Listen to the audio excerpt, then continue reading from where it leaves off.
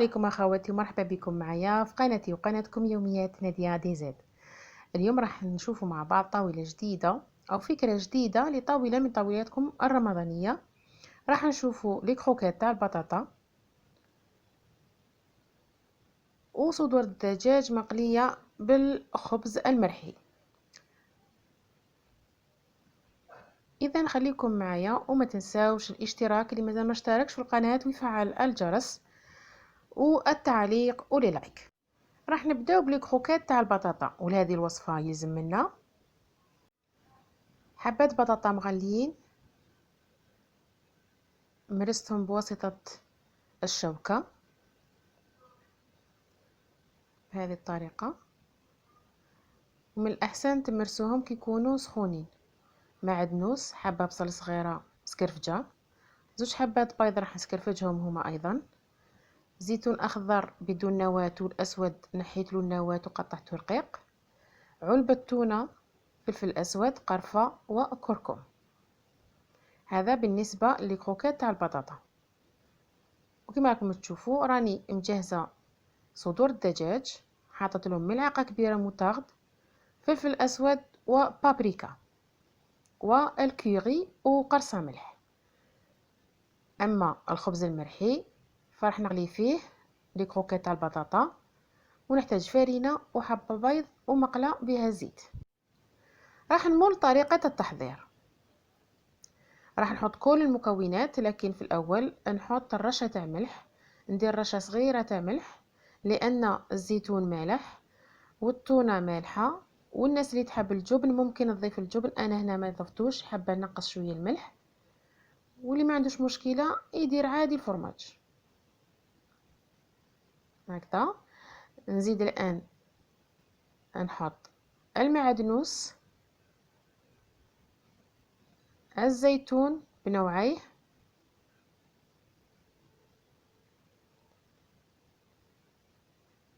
والبصل المسكرفج.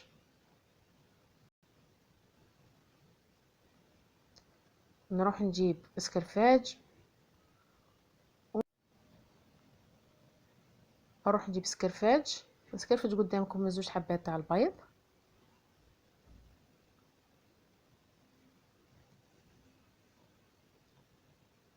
هكذا من الجهه الخشينه.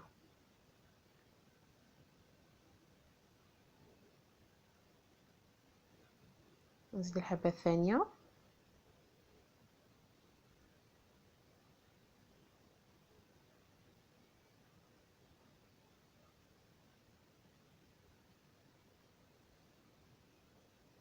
نزيد ندير هذيك العلبه تاع التونه بعد ما نحي لها الزيت.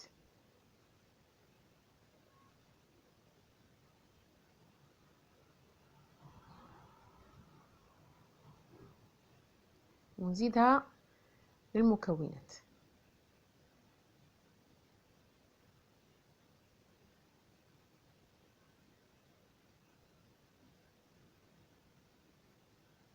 نحط الرشه تاع الفلفل الاسود،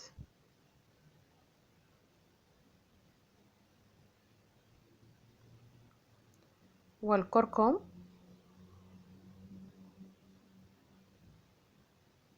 واخيرا القرفه.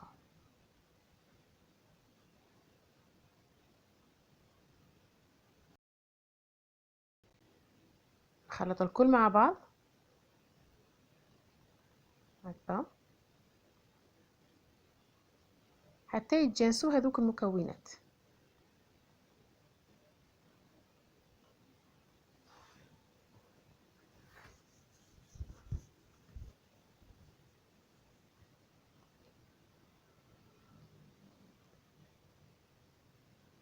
نستغنى على الشوكه ونستعمل يدي باش نخلطهم مليح. فوالا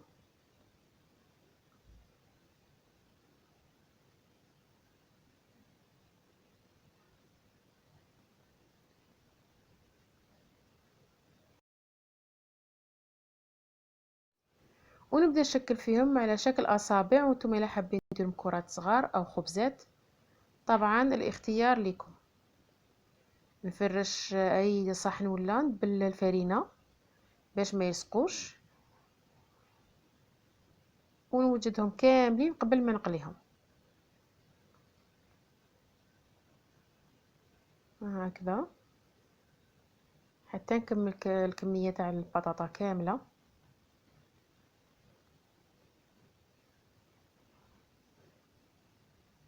باش نروح للمرحلة تاع القلي.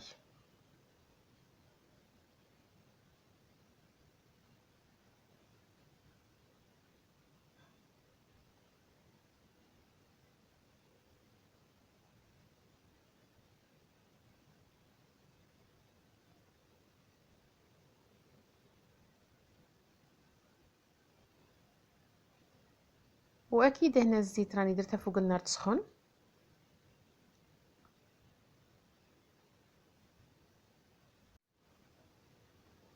زدت رشيت فوقهم الفرينه من الاعلى. كما قادرين تغطسوهم في الفرينه عادي، ترمدوهم فيها. نضرب هذيك الحبه تاع البيض.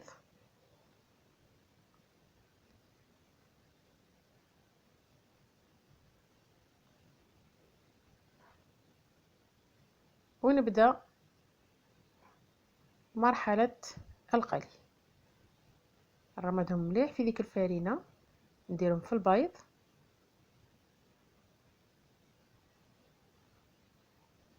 ومن بعد في الخبز المطحون.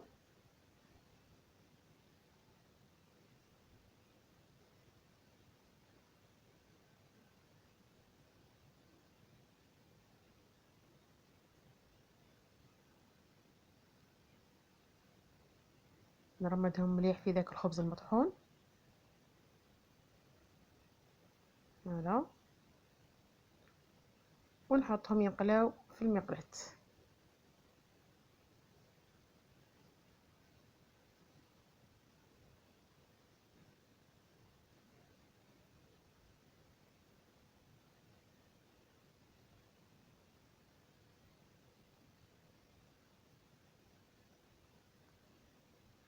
وهكذا بهذه الطريقه حتى نكمل كامل هذوك الاصابع باش نمروا للقلي تاع صدور الدجاج.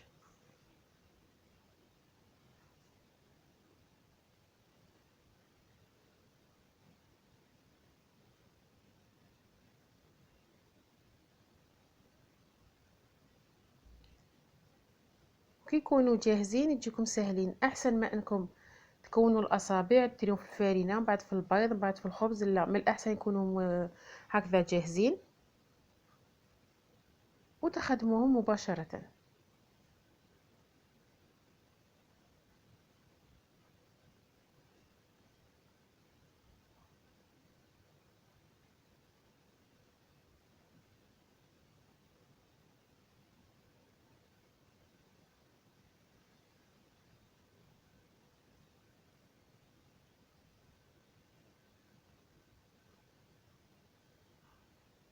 نقلي كل الكميه ونوريهم لكم في صحن التقديم بعد قليل.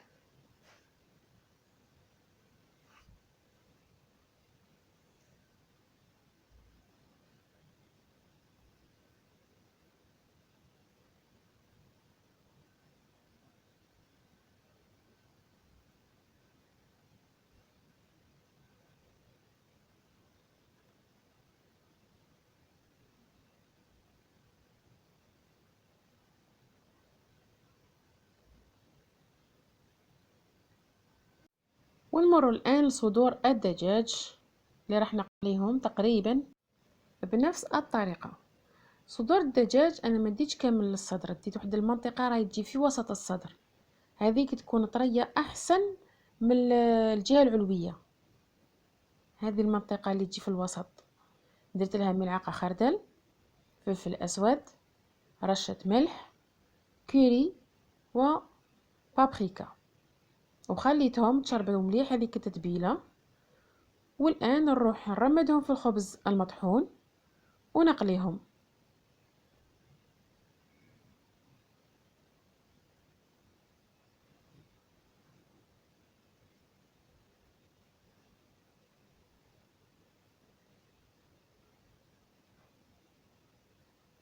وكما راكم تشوفوا على اليمين تاعي راه كاين التحليه اللي هي عباره عن فلون للسهره.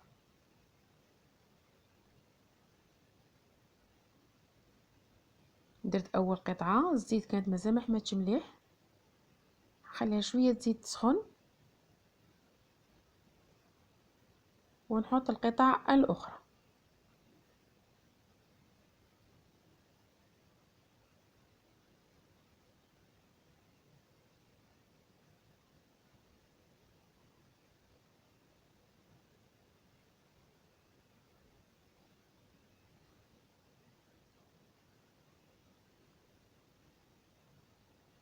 راح نكملهم كاملين في القليان ونوريهم لكم في صحن التقديم.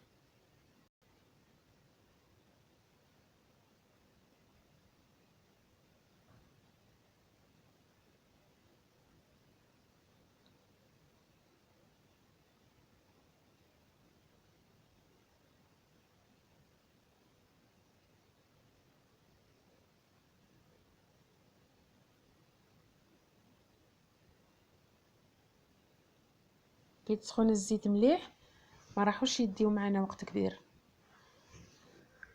اون فوا يدور ديك لا كولور الدوغي نقلبهم من الجهه الثانيه ومن بعد نديرهم في الورق الماس ثم نحطهم في الصحن مباشره.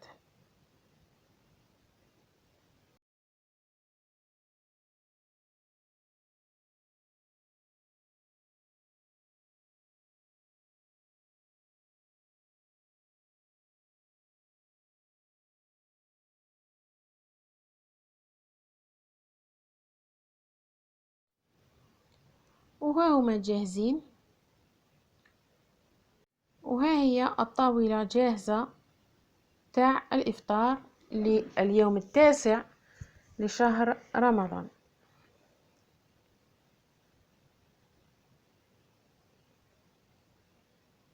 حبيبتي إن شاء الله الفكرة تاع اليوم عجبتكم، وإن شاء الله راح تجربوها للناس اللي ما تعرفش هذه الوصفة. أما الناس اللي تعرفها فنقول لهم إن شاء الله راح نشوفوا أشياء أخرى في المستقبل.